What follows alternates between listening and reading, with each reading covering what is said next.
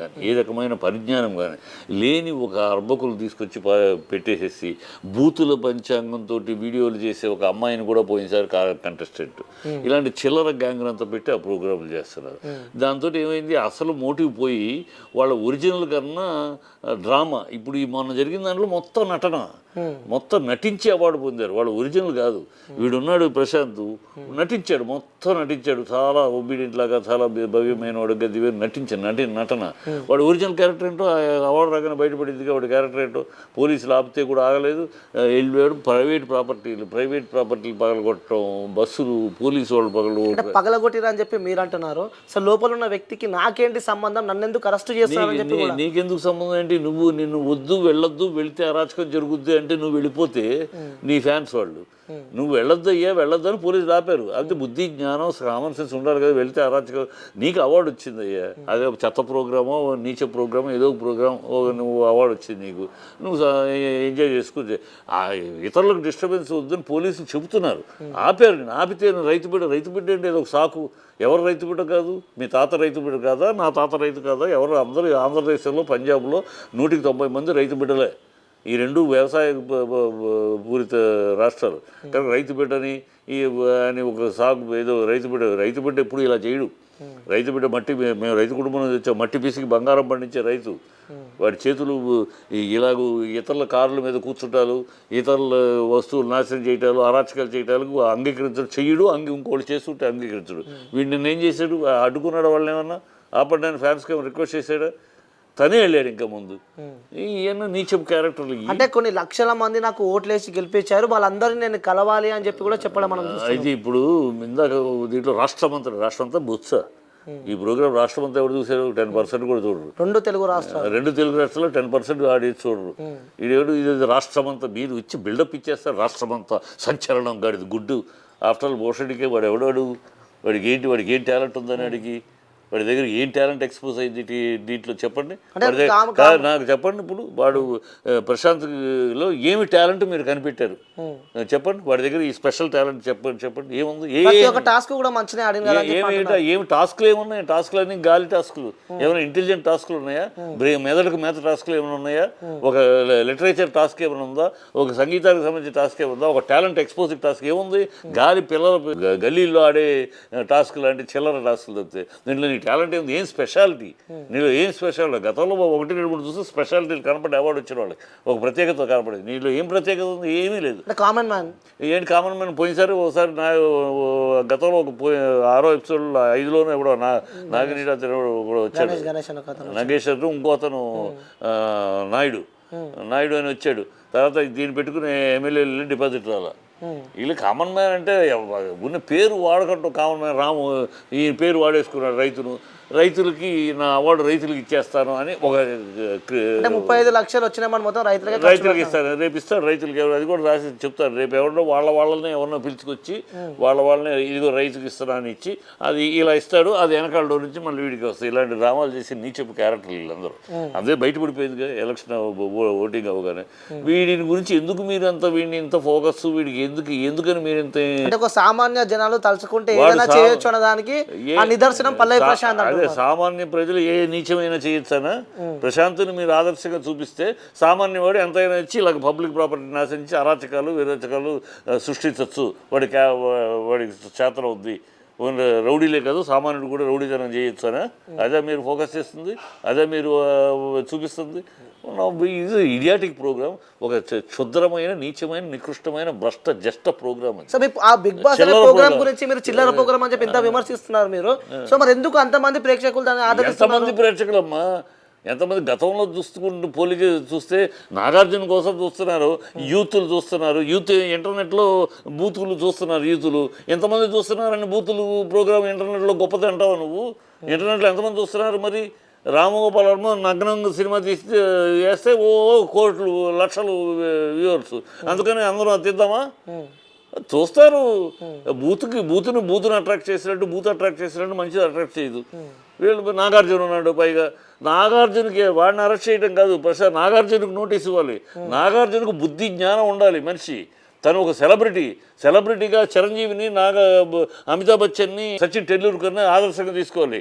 చిరంజీవి గారు ఒకసారి Pepsi add ఏదో చేస్తుంటే నారాయణ కమ్యూనిస్ట్ సిపిఎం నారాయణ గారు చిరంజీవి గారికి ఒక లెటర్ రాశారు. ఫోన్ చేయటమో మాట్లాడటమో లెటర్ రాశారు. ఏమంటే మీరు ఈ ప్రోగ్రామ్ చేయడం వల్ల చిన్నపిల్లలందరూ కూడా పెప్సీ తాగటము వాళ్ళ ఆరోగ్యాలు చెడిపోతాయి, మీరు ఇది ఎందుకు చేయాలి, ఆపేయచ్చు కదా అంటే చిరంజీవి గారు నేను ఆ డబ్బులు నేను తీసుకోవట్లేదు, బ్లడ్ బ్యాంక్ ఇస్తున్నాను. బ్లడ్ బ్యాంక్ మీరు ఈ ప్రోగ్రామ్ చేయటం ఎందుకు, వాళ్ళ ఆరోగ్యాలు చెడగొట్టడం ఎందుకు, మళ్ళీ ఆ బ్లడ్ బ్యాంక్ ఇవ్వటం ఎందుకండి, మీరు మానేయచ్చు కదా అంటే ఆయన ఇమీడియట్గా మానేస్తే కోర్టు కేసులు అవి వస్తాయి అగ్రిమెంట్ అయినాక ఇక నేను చెయ్యను అన్నాడు. ఆ రోజు నుంచి ఈ రోజు దాకా ఆయన అలాంటి ప్రోగ్రామ్ చేయట్లా. అమితాబ్ బచ్చన్ పూరిలో యాక్సిడెంట్ అయితే హాస్పిటల్ తీసుకెళ్తే ఆయన పేగు మొత్తం కోసేయాల్సి వచ్చింది. ఎందుకురా అంటే ఆయన కోలా డ్రింక్స్ విపరీతంగా తాగుతాడు, అందువల్ల అది పుచ్చిపోయింది, దాన్ని తీసేయాల్సి వచ్చింది. దాంతో ఆయన నెక్స్ట్ ఇమ్మీడియట్గా కోలా అడ్వర్టైజ్మెంట్ నేను చెయ్యను, ఇలాంటి ప్రోగ్రామ్స్ నేను చెయ్యను అని చెప్పి అప్పటి నుంచి ఇప్పటిదాకా ఆయన ఇలాంటి సమాజానికి చెడు చేసే ఏ ప్రోగ్రాము చేయట్లా. సచిన్ టెండూల్కర్ ఏనాడైనా ఒక చెడు ఇలాంటి ప్రోగ్రామ్ నేను చూసాను, డీసెంట్ ప్రోగ్రామ్ చేశారు. ఒక సెలబ్రిటీగా నీకు ఒక బాధ్యత ఉంది. సెలబ్రిటీగా నిన్ను ఎందుకు పిలిచారు? ఇంకెవడో నాగార్జున కాకుండా ఎవడన్నా ఇంకోటి వేరే మామూలుగా సెలబ్రిటీ కాకుండా మామూలుగా ప్రోగ్రామ్ నడపమండి. కుక్కలు కూడా చూడు ఆ ప్రోగ్రామ్. నాగార్జున ఉన్నాడు కనుక ఏదో చూస్తున్నారు. ఆ ప్రోగ్రాముకి నీకు బాధ్యత ఉంది.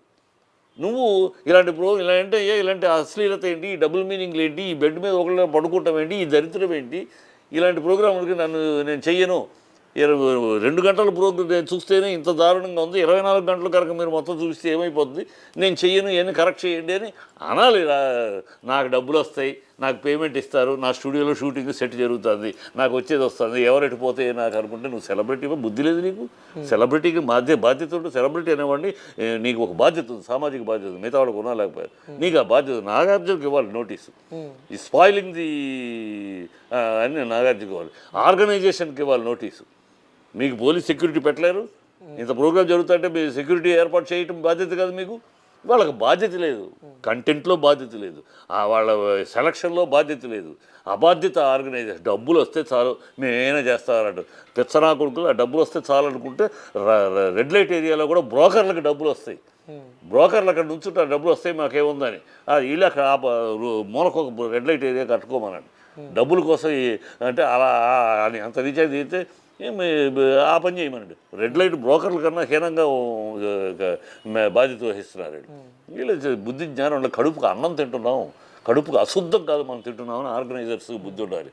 ఇకనైనా వాళ్ళ బుద్ధి జ్ఞానం ఉంటే ఇకనైనా మళ్ళీ రివైవ్ చేసుకునే ప్రోగ్రామ్ని ప్రీవియస్ 1, 2, 3 ప్రోగ్రాముల్లో సీజన్స్లో కనుక జరిగినట్టు డీసెంట్గా ఒక ఇంటలెక్చువల్ ప్రోగ్రాము, ఒక టాస్క్లు మంచి ఒక తెలివితేటగా ఉండేటట్టు ప్లాన్ చేయాలి. లేకపోతే మూసుకుని కూర్చోవాలి. లేకపోతే మూసుకుని కూర్చో ప్రజలు తంతారు. ఇవాళ ఇది కాదు, రేపు ప్రజలు మీ స్టూడియోకి వచ్చి సెటిల్ మీదకి తంతారు. ఆ రోజు వస్తుంది ఇలా నీచంగా మీరు ప్రవర్తిస్తూ ఉంటే. బుద్ధి జ్ఞానం కావాలి. మనకు బాధ్యత ఉంది, మనం డబ్బులు ఇప్పుడు కౌన్ గనే పరగపతి ఎవరు దాని గురించి ఎందుకు మాట్లాడరు? దాంట్లో అది పెద్ద హిట్ ప్రోగ్రామ్. ఎందుకు మాట్లాడరు దాని గురించి? ఎవరు? ఎందుకు దాంట్లో చూసేవాడికి విజ్ఞానం ఉంది, చేసేవాడికి విజ్ఞానం ఉంది, కొంచెం తెలుసుకుంటారు విషయాలు. ఏముంది దీంట్లో? ఆ ప్రయోజనం ఏముంది ఈ ప్రోగ్రాంలో? ఎంత బాగా ఇప్పదీసి తిప్పుకోవచ్చు అని డ్రెస్సింగ్లు నేర్చుకోవాలా? లేకపోతే ఒకళ్ళొకళ్ళు కౌగులించుకుని ఎలా కౌగులించి ముద్దులు పెట్టుకోవాలి నేర్చుకోవాలా? లేకపోతే సంబంధం లేని మగ ఆడ బెడ్లో ఎలాగో పడుకోవాలి నేర్చుకోవాలి? ఏం నేర్చుకోవాలి ఈ ప్రోగ్రాంలో? ఏం తెలుసుకోవాలి మీరు? Public romance is prohibited. According to Indian law, public romance is prohibited. How can you expose public romance in TV? Public romance is prohibited. You cannot show 4 గోడల మధ్య జరిగే నువ్వు ఎట్లా ఎక్స్పోజ్ చేస్తావు? బుద్ధి జ్ఞానం ఉండాలి. కడుపుకు మనం తింటున్నామయ్యా, అన్నం తింటున్నాం. గడ్డి తినే పశువు కూడా పాలిస్తుందయ్యా. మనం అన్నం తింటున్నాం. అన్నం తినేటప్పుడు మనం ఇలాంటి బుద్ధిహీన పనులు చేయకూడదు. ఆర్గనైజర్స్ బుద్ధి జ్ఞానం ఉండాలి. నాగార్జునకి బాధ్యత ఉండాలి. నేను ఒక సెలబ్రిటీ, నన్ను బట్టి ఆడియన్స్ వస్తున్నారు, ప్రేక్షకులు నన్ను బట్టి వస్తారు, నాకు బాధ్యత ఉంది. నేను ఇలాంటి పనులు చేయను, ఇలాంటి ప్రోగ్రాంలు నేను చేయను, మీరు కరెక్ట్ చేయండి లేదా నేను రాను అని ఒక మాట అంటే వాళ్ళు దెబ్బకి రారు దారికి. అంటే ఈ బిగ్ బాస్ ప్రోగ్రామ్ తెలుగులోనే కాకుండా కూడా హిందీలో ఉంది, తమిళ్లో ఉంది, చాలా దగ్గర నడుస్తుంది కదా. సో తెలుగు వచ్చేసరికి ఏమవుతుంది? తెలుగు తమిళ్లో కూడా చీపు దిగింది. మళ్ళీ కమల్ హాసన్ తీసుకొచ్చి కాస్త రెక్టిఫై చేశారు, కొన్ని మార్పులు చేశారు. హిందీలో కూడా ఆ మధ్య బాత్రూంలో గొడవలు అవి జరిగి సల్మాన్ ఖాన్ వచ్చి అందరిని తిట్టి చేసినాక మళ్ళీ సెట్ అయింది. అట్లాగే ఇక్కడ కూడా అందుకనే నేను అంటున్నది నాగార్జున అక్కడ హిందీలో ఇలాగే చల్లతనంగా జరుగుతుంటే సల్మాన్ ఖాన్ మొత్తం వచ్చి తిట్టి ఓపెన్గా అందరి ముందు తిట్టి ఏం చేస్తున్నారు, ఏం ప్రోగ్రామ్ ఎందుకు చేస్తున్నారు, ఏమనుకుంటున్నారు మీరు అందరూ తిరిగితే ఆ నెక్స్ట్ నుంచి కొంచెం డీసెన్సీ తయారైంది. అలాగే కమల్ హాసన్ వాళ్ళు సెలబ్రిటీని పెట్టుకున్నప్పుడు మీకు బాధ్యత ఉంది. నాకు డబ్బులు వస్తాయి, నా సెట్లో నా స్టూడియోలో షూటింగ్లో చేస్తారు, నాకు డబ్బులు వస్తాయి, నాకేం నేను తొంగుంటానంటే కుదరదు. నువ్వు సెలబ్రిటీ అంటే నీకు బాధ్యత ఉంది. డబ్బులు వస్తాయి చాలనుకుంటే నువ్వు వ్యభిచారివి కాదు కదా నువ్వు పదాలు తెలియని పెదవులకు అమృత వాక్యం అమ్మ. సంతానలేమి సమస్యతో బాధపడుతున్న ప్రతి స్త్రీమూర్తి బాధను మేము అర్థం చేసుకోగలం. 49 వరల్డ్ బెస్ట్ ఎంబ్రియాలజీ ల్యాబ్ మరియు జిల్ట్రిక్స్ అలారం సిస్టాన్ని మొట్టమొదటిసారిగా ఏపీ మరియు తెలంగాణలో ఈ నెల 9న ప్రముఖ సినీ నటి స్నేహ, స్పెయిన్ దేశానికి చెందిన international senior embryologist Javier Herrera గారు ప్రారంభించారు. ఈ శుభతరుణంలో రక్త పరీక్షలు, AMH test, RBS, semen analysis, ultrasound scan, follicle scan ఈ నెల 31 వరకు ఉచితంగా అందిస్తుంది. 49 49 అంటే సంతానం, 49 అంటే సంతోషం.